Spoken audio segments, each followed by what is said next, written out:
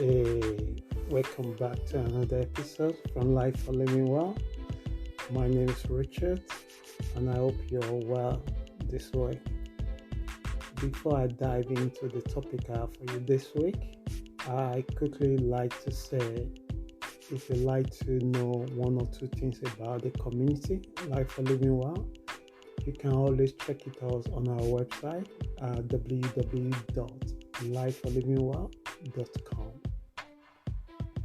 We do release article once a week.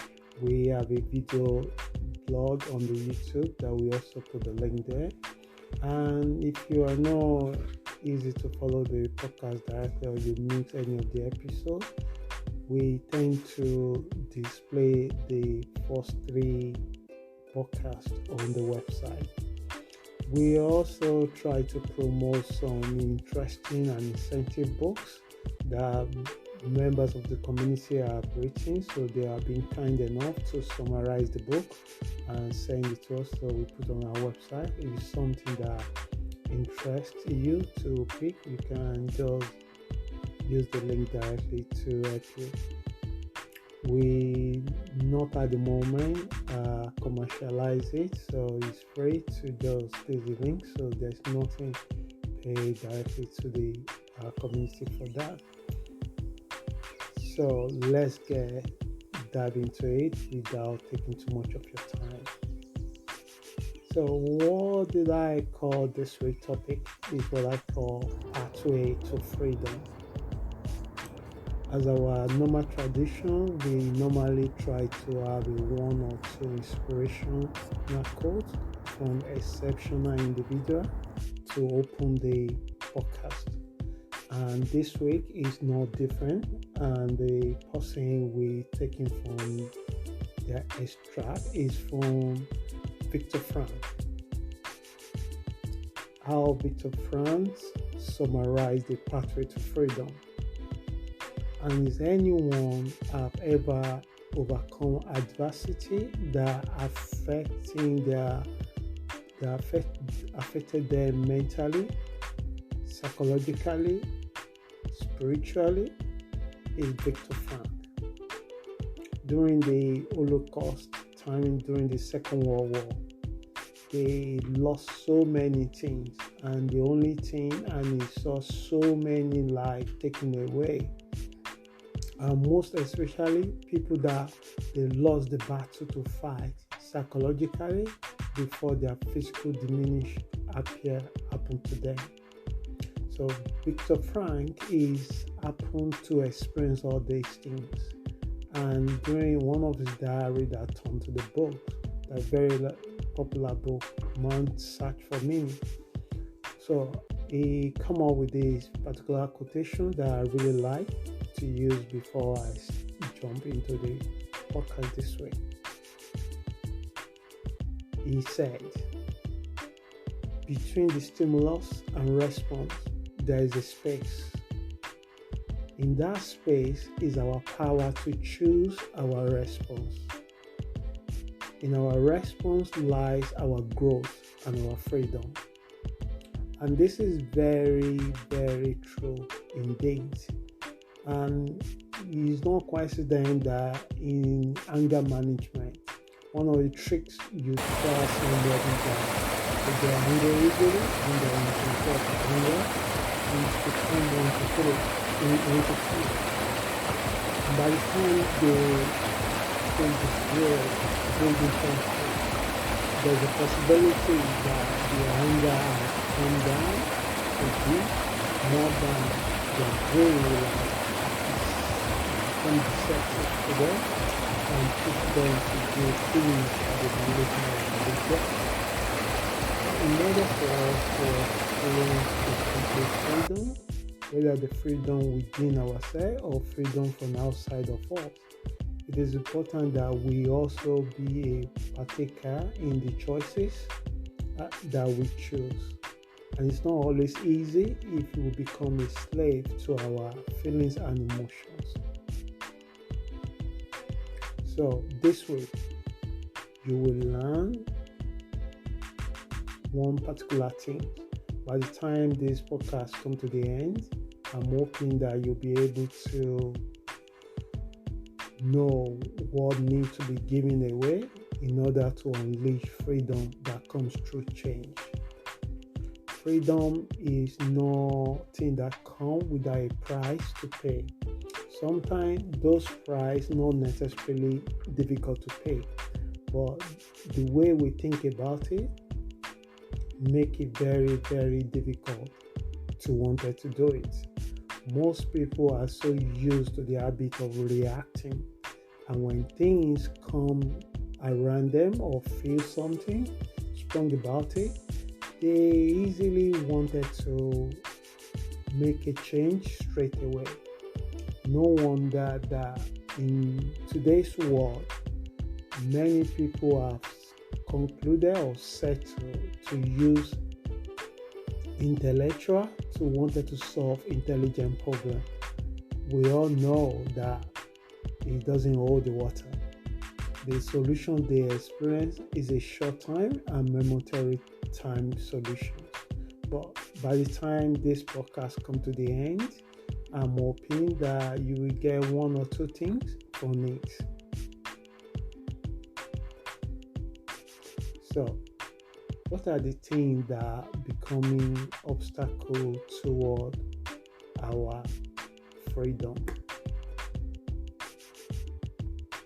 Why we always reacting to things that happen to us?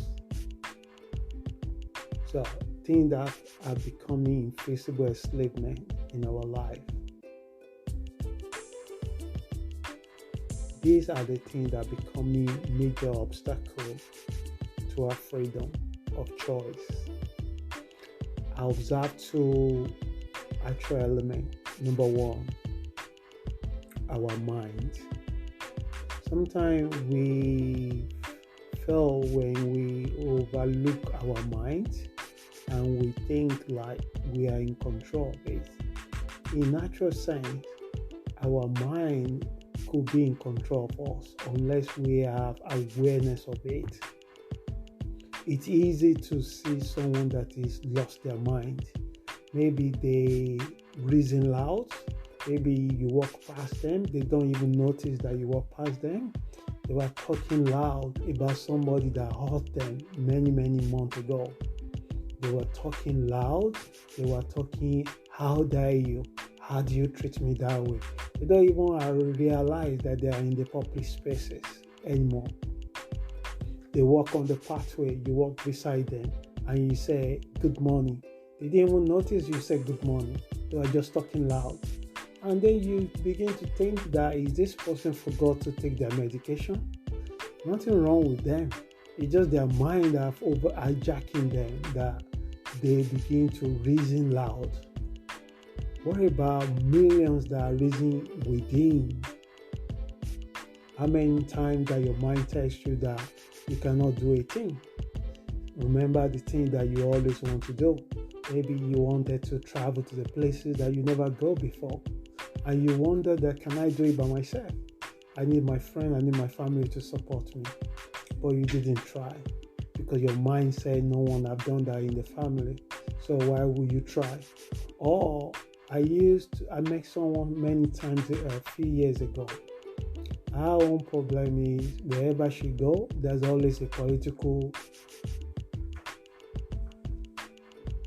uprooting that happen in that country. So one particular year, he moved to the UK during the Brexit time.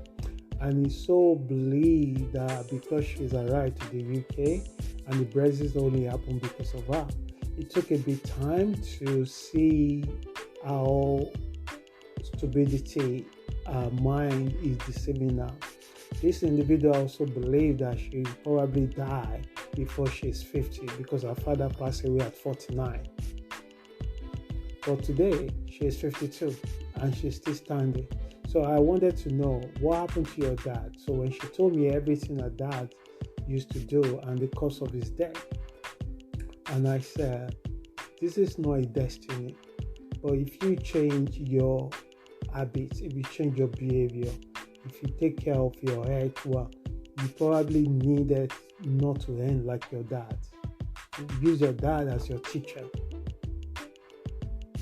So that is the person that are able to share their own mind with you. How many people out there that doesn't share their own mind? How many people that look down or have this belief that they can never become somebody? So until you free yourself from your power of your mind, it is impossible to be free completely. So let your mind work for you, not against you. Because anytime our mind works against us, it's a terrible master. But when you work for us, it's a great servant. And how you learn to do this, it depends on you. So this is number one obstacle that we need to overcome to free ourselves. And the other one is beliefs. Don't underestimate the power of belief. What kind of beliefs that you have? There's a cultural belief. There's a belief in part of the world that I think like if you don't need to look after yourself. You don't need to do anything. Just look after your children, and your children will look after you. This is an erroneous belief because the evidence shows that many children don't do that because they grow up, they are also struggling and frustrated with their own finances, so they have no capacity to treat you well. And there's another part of the world that says that whatever I am is for me alone. I don't need to be with anyone. I don't need to share with anyone. And then they get to a certain age, they become more fragile and they become more afraid. And they also wanted to just share their place to the total stranger because they are afraid. So what kind of beliefs that you hold in terms of relationship, in terms of money? Are you kind of person that always say that I always choose the wrong person? If someone once told me that if a room is full of 10 guys and there is a 9 guy that is good for her and there's one bad guy there, she always go and choose the bad one.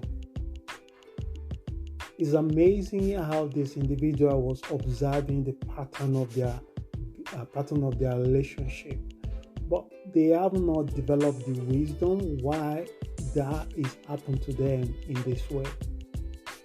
Apart from their own belief, there's also more deeper issue within this behavior and action.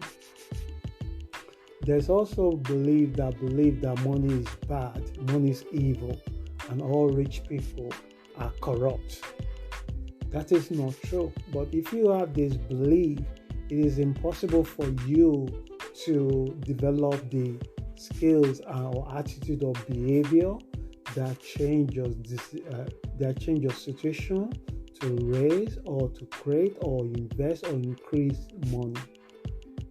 Money is good. It's good when you use it how you're supposed to use it.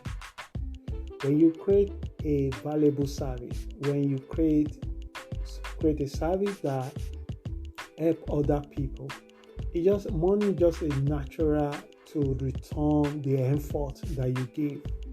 And based on the effort you give will determine the base of remuneration you receive in return. If your effort is meaningless, you probably don't get anything for it. Why would you think that an organization will wanted to pay somebody $1 million a week?